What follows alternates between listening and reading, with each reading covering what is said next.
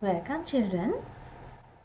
I am here with another grade 8 science lesson.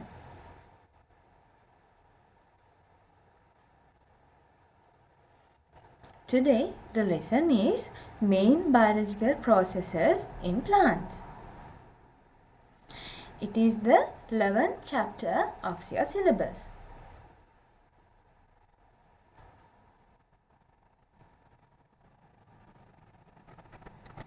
Plants are one of the main living components on Earth. They contribute much for the proper existence and the security of environment. Plants carry out a number of biological processes for their existence. Actually, these biological processes are very important not only for the plants but also for all the other organisms on this planet. Some examples for these biological processes are photosynthesis, transportation, transpiration and guttation. There are many more, but from this lesson we are going to discuss only about these 4 processes. So first of all, let's discuss about photosynthesis.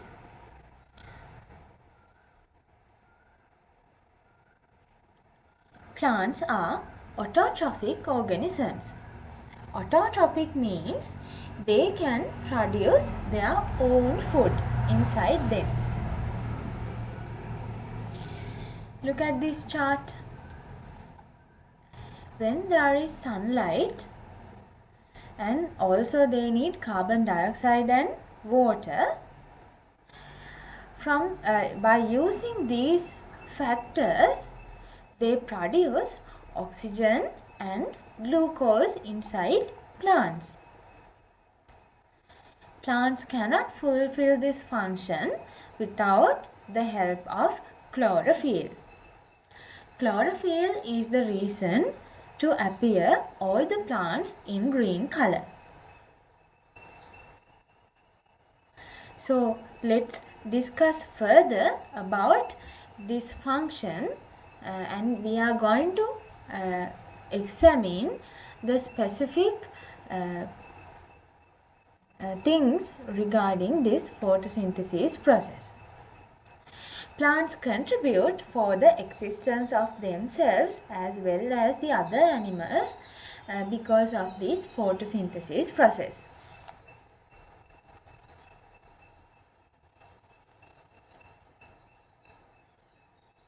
This diagram also shows the process of photosynthesis.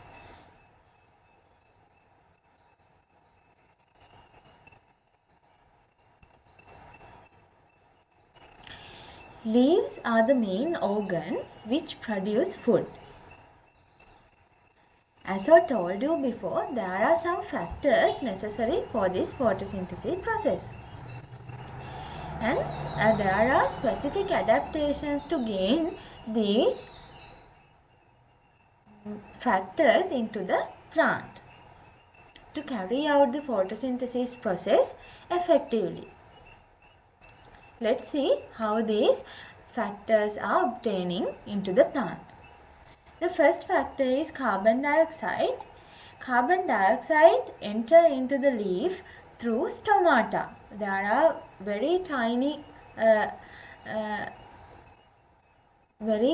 pores on the surfaces of the leaves. We call these pores as stomata. So these carbon dioxide enter into the leaves through these stomata from the atmosphere. And the second factor is water. Water is absorbed into the plant by the soil. This absorption is done by root hair, and the water absorbed by root hair goes up through the xylem tissue. The water bring by xylem tissue. And the third factor is chlorophyll. Chlorophyll is an internal factor because chlorophyll always contains inside the plant leaves. Chlorophyll is a green color pigment which is found within the chloroplast in cells. Plant cells have many organelles inside them, and one of that organelle is chloroplast. Chlorophyll pigments are inside the chloroplast organelle. These chlorophyll help to absorb sunlight or help to absorb the energy from sunlight. Then the last factor is light energy. Light energy is obtained by sunlight mainly. So as I told you before, chloroplasts absorb the light energy from sunlight fallen on the surface of the leaves. So that's how these factors are obtained before the photosynthesis process occur.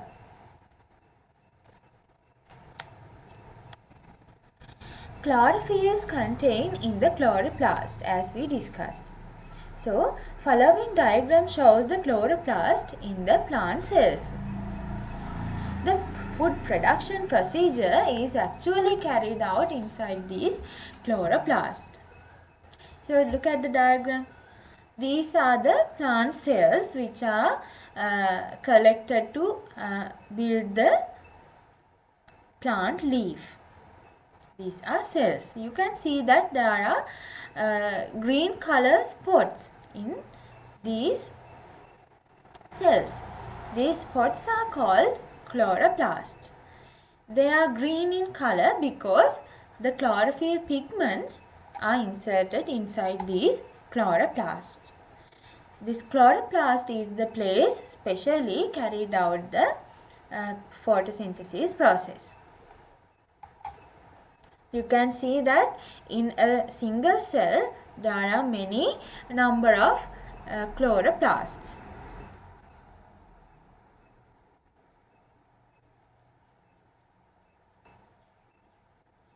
Can you give a definition for the photosynthesis? Of course. Photosynthesis is the process for producing food in chlorophyll containing cells using carbon dioxide and water by absorbing light energy from the light. This is the definition for the photosynthesis. We can write down this definition also as a word equation. Look at this equation. To start photosynthesis, there should be raw materials. The raw materials are carbon dioxide and water. They have to convert into glucose and oxygen.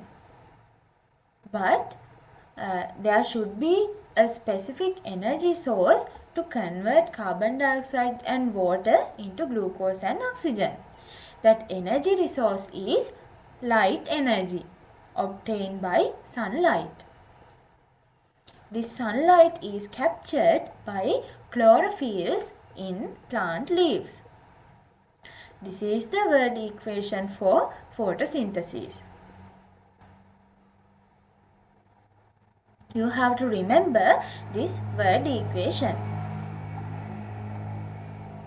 Now it is clear that there are two products produced by photosynthesis. From these products, one is main product and the other one is byproduct. Main product is glucose because glucose is very important to fulfill the functions inside the plant.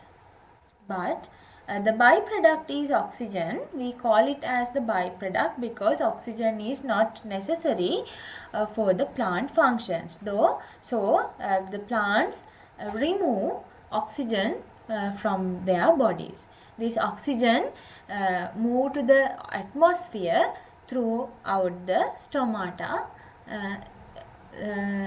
like carbon dioxide absorbing into the plants.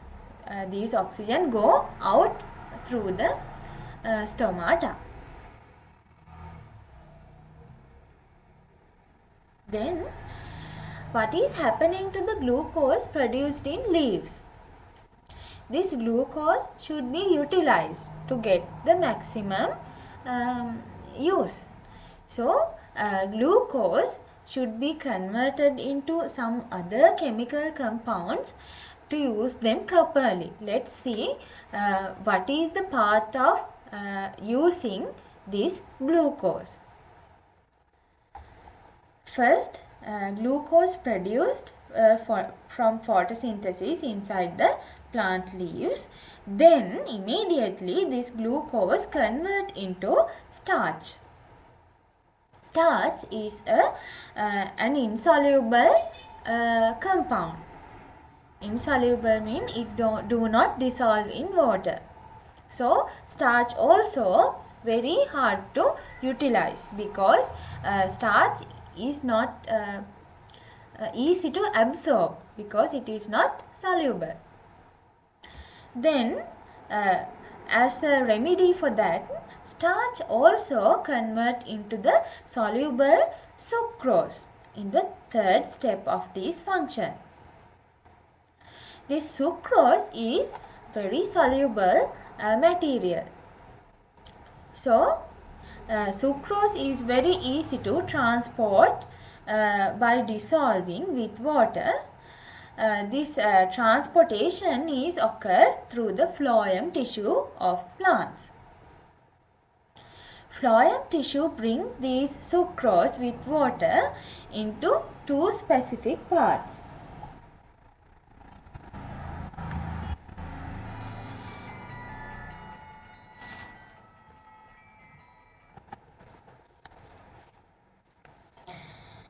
These specific parts are meristem tissue and storage parts. Meristem tissues are the places where the new cells are growing in plants. For an example, the root tip and the shoot apex, buds, those are the meristem tissues. So to generate new cells, they use sucrose to gain the energy for this function. On the other hand, the excess food are stored in storage parts. For an example, roots, fruits, stems, and sometimes leaves, flowers, anywhere the plants can store food. Most of the plants have very specific storage parts to store their excess food. But when storing, this sucrose should be converted back into starch because starch do not dissolve as we discussed before. So it is easy to store for a long time of period until they use this stored food. So this is the function or this is the procedure of utilizing glucose in the plant after the process of photosynthesis.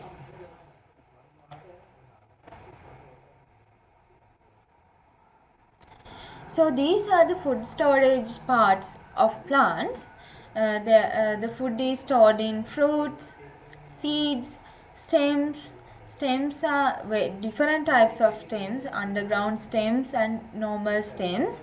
Underground stems, bulbs, combs, rhizomes and tubers. There are 4 types of underground stems. And there are food stored in roots, carrot, radish and beetroot. These are the examples. And sometimes we are consuming the different types of leaves. So there are also the food have stored. There are many different examples for storage parts.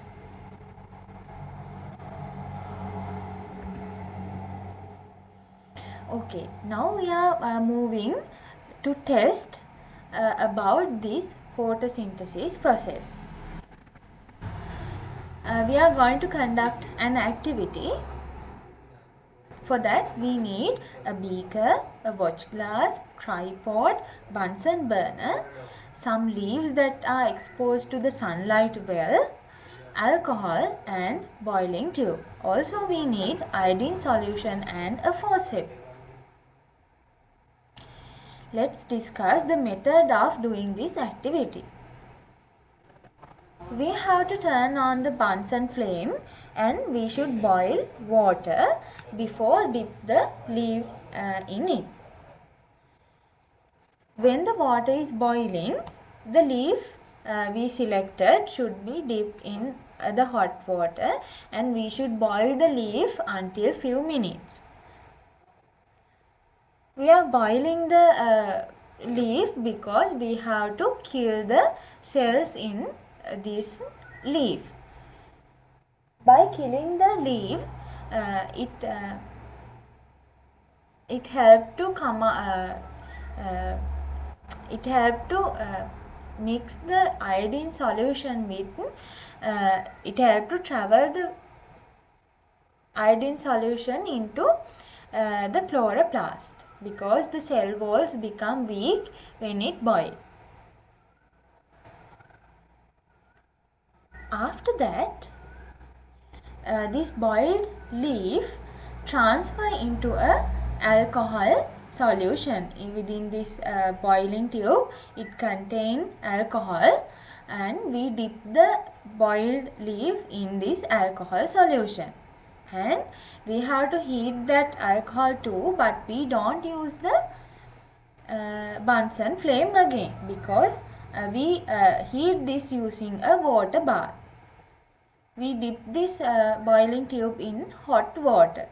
It is because alcohol is a highly inflammable material, so it can be occur a fire when we boiling alcohol. So never any time we should not boil alcohol with a direct flame. So we always use a water bath to boil alcohol. After that, after boiling the leaf in alcohol, then we transfer this leaf into the hot water again to wash it well. Then we place this well boiled leaf on a white color tile and put iodine drops onto the leaf. Then we have to get the observations. Can you tell me why we use a leaf that is exposed to the sunlight here? Yes, the reason is when the leaves are faced to the sunlight, they start photosynthesis process. Then they produce food inside these leaves. So when we check for these food, if there are food, we can confirm that the photosynthesis process is carried out inside these leaves. The iodine solution is used to identify starch. When there is starch, iodine's color convert from brown color into a black-blue color. So if the color change is taken place, we can identify that there are starch inside the leaves. The method of producing starch is photosynthesis. To explain this presentation, this procedure or this practical well, watch this video.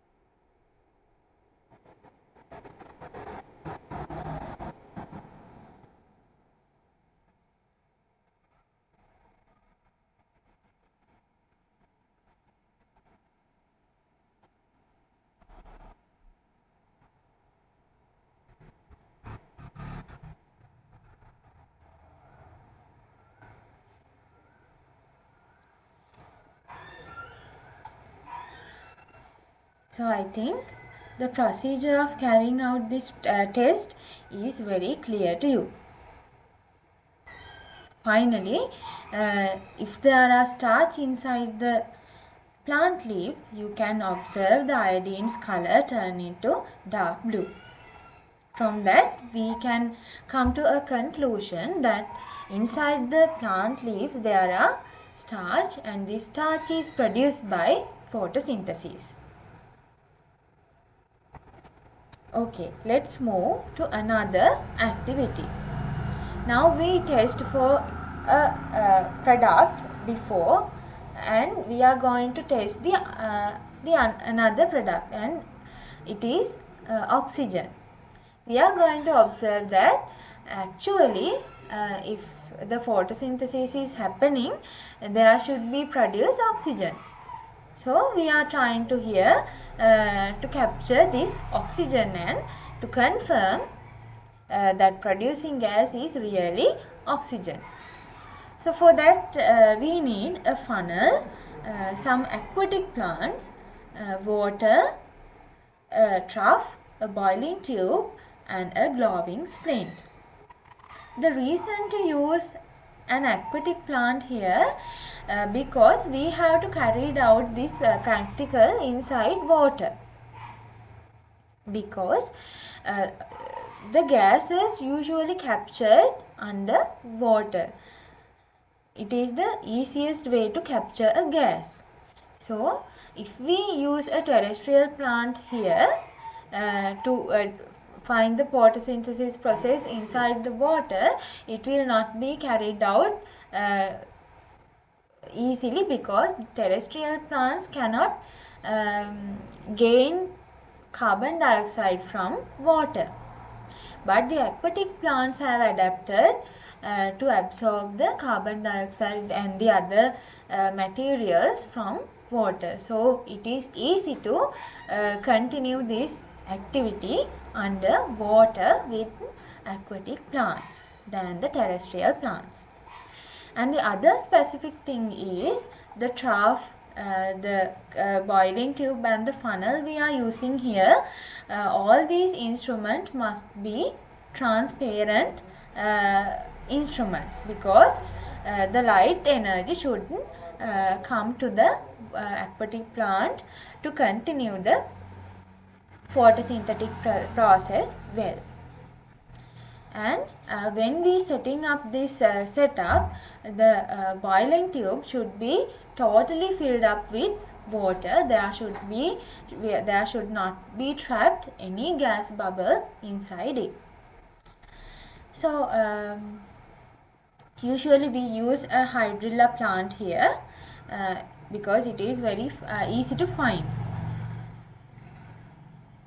So now let's observe how to do this practical in a proper way.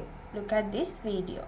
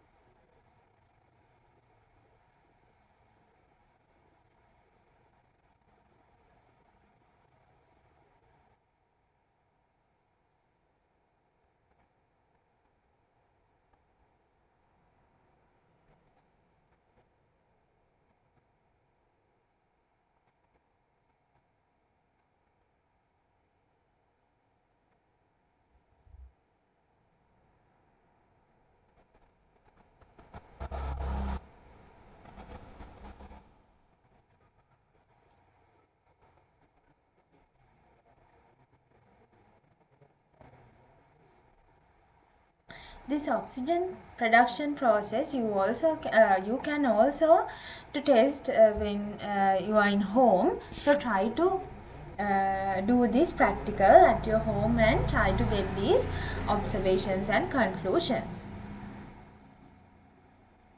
When we adding a glowing splint into the oxygen tube, it should be glow and it should burn fastly. Then we can conclude that the produced gas is oxygen. So now you know what is this photosynthesis process and how to check these this process is actually occurring inside the plants. So what are the importance of this photosynthesis process? At the start of this lesson I told you that photosynthesis is a globally important process. It is actually ecologically very important process because the photosynthesis process is not useful only for the plant but for all the other animals who are living on the earth. So let's see what are these global importance of photosynthesis. Mainly it helps to absorb carbon dioxide from the atmosphere, so that it helps to minimize the carbon dioxide levels from the atmosphere. When the carbon dioxide level goes down, it helps to decrease the global environment. Photosynthesis is the main process of removing carbon dioxide from the atmosphere.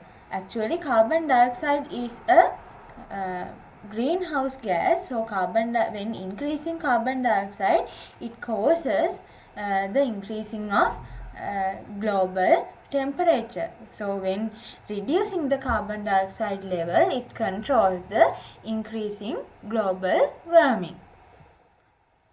And on the other hand, as a product of this photosynthesis process, it produces glucose. This glucose utilized by not only by the plants but also by the other animals also. This glucose is the main food resource for all the other animals who are living on the earth. From the byproduct of photosynthesis, it means oxygen, it produces the breathing gas for the other animals.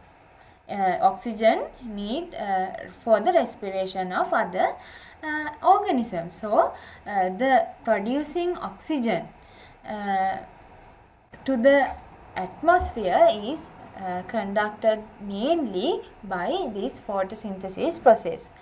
Otherwise, there will not be enough oxygen in our atmosphere, so that atmosphere will not be suitable for the other living organisms. So these are the global importance of the photosynthesis process. From this diagram you can see that the oxygen carbon dioxide balance done by this photosynthesis process. Plants produce oxygen and this oxygen is gained by animals to respiration and they also produce energy, but after their respiration process they release carbon dioxide into the atmosphere. This carbon dioxide again utilized by plants to produce oxygen. So this is a cyclic process which help to maintain the oxygen carbon dioxide balance in the atmosphere. As I told you, also the plants start food chains and food webs. They produce glucose inside them by photosynthesis and they spread these glucose as food resource into the other organisms too. Herbivorous animals eat plants and gain food from the plants, and they become a prey to some other animals. So they also gain indirectly the food produced in the plants, so that directly or indirectly all the other animals use the food produced inside the plants. So these are the food chains and food webs. By collecting food chains, it is created a complex food web. Look at this diagram. The grass is eaten by rabbit. Then the rabbit is eaten by a fox. So this is a food chain: grass, rabbit, and fox. And another one, grass are eaten by slugs. Slugs are eaten by thrust. Thrust means a bird. So it is also a simple food chain. So by collecting all these food chains together, it creates a food web in inside an ecosystem. You can see that all the energies flow into the same direction from a lower level to a higher level. Anyhow, in every of these food chains or food webs, it is started from this primary producer or the plant. Plant is the primary producer of all these food chains and food webs. So as I told you before, there's another very specific and very important function carried out by photosynthesis. It is prevention of global warming, because for the photosynthesis process it needs carbon dioxide, and this carbon dioxide is absorbed by the atmosphere. So by reducing the atmospheric carbon dioxide level, it calls to reduce the environmental temperature. So it creates a better environmental situation to live to all the other animals. So prevention of global warming is a very important process for the presence of all the other organisms on Earth. So those are the facts that we have to know about photosynthesis process. So this is the end of our lesson, and this is the first part of main biological components of plant lesson. Stay with us together to observe the other lessons also. So thank you for watching. Wait for another video.